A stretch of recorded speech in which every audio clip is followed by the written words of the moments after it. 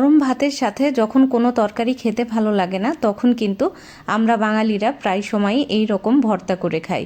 তো আজকেও আমি গরম ভাত রান্না করেছি আর আমার মনে হলো একটু ভর্তা করে খাই।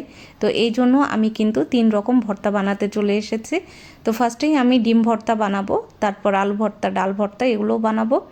তো এখানে আমি পেঁয়াজ, তারপরে শুকনা মরিচ, লবণ, সরিষার তেল, ধনিয়া পাতা কুচি নিয়েছি।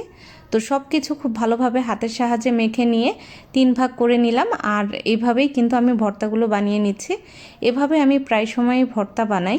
এভাবে যদি ভর্তাটা বানাই তাহলে কিন্তু টাইমটা অনেক বেশি কম লাগে। তো অল্প সময়ের মধ্যেই কিন্তু মজার ভর্তাগুলো তৈরি করে ফেলা যায়।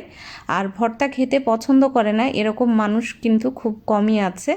আমাদের বাড়ির সবাই কিন্তু ভর্তা খেতে অনেক বেশি পছন্দ করে। তো আমি 3 রকম ভর্তা বানিয়ে নিয়েছি। আশা করব আপনাদের রেসিপিগুলো ভালো লেগেছে। আল্লাহ হাফেজ।